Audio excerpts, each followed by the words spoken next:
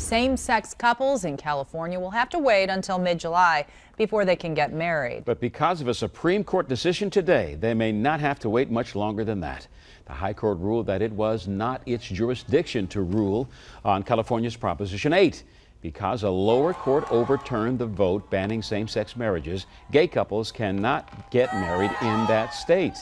Another historic decision today strikes down the Defense of Marriage Act. That means the federal government must now give the same benefits to same-sex couples. But what does that mean for Ohio same-sex couples and people opposed to same-sex marriage? On paper, there is no change in the Buckeye State, but gay marriage supporters say this is still a monumental day in Ohio. 10 TV's Jessa Goddard spoke with folks on both sides of the issue. She is live in Columbus's Short North with reaction. Hi, Jessa.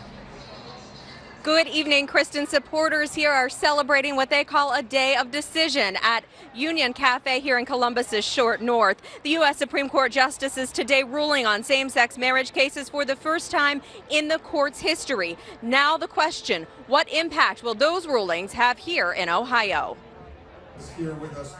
News of the Supreme Court's decisions met with celebration at Union Cafe, where same-sex marriage supporters gathered to hear the verdict live. It brought tears to my eyes. In a pair of rulings on the Federal Defense of Marriage Act and California's Proposition 8, the justices struck down the federal law defining marriage as between a man and a woman and give states the authority to decide their own marriage laws. I think this is a day for all Ohioans and all Americans to celebrate gay, straight, because we're moving our country in the right direction, and progress is always something that we should celebrate. A more subdued but still optimistic response from defenders of DOMA and the traditional definition of marriage. I was personally disappointed.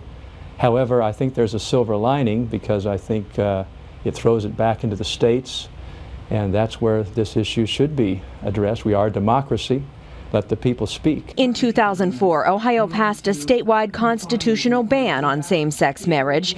Neither ruling overturns that ban, but OSU professor of constitutional law Mark Spindelman says it does open the door. But now there's a question about whether federal constitutional equal protection considerations mean that Ohio's bans on same-sex marriage may not be able to be squared with the federal constitution. With legal challenges expected on both the state and federal level, same-sex marriage supporters tonight are proclaiming victory. We've gone from commitment ceremony to legally married to domestic partner, and now the federal government doesn't recognize us just as gay married, but as married, and that's important.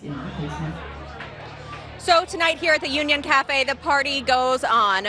No matter which side of this issue you fall, no doubt the decision certainly was groundbreaking from the U.S. Supreme Court today. Coming up in a live report at 6 o'clock, we will take a closer look at how that decision will affect the state of Ohio, the city of Columbus, and when the next legal challenge may come. Reporting live in downtown Columbus, Jessa Goddard, 10 TV News. Thanks, Jessa. We have much more on today's Supreme Court decisions throughout tonight's broadcast. Coming up at 5:30, supporters of same-sex marriage will talk about today's ruling in our studio. And then at 6, meet an openly gay city councilwoman who says Columbus is moving in the right direction on same-sex marriage.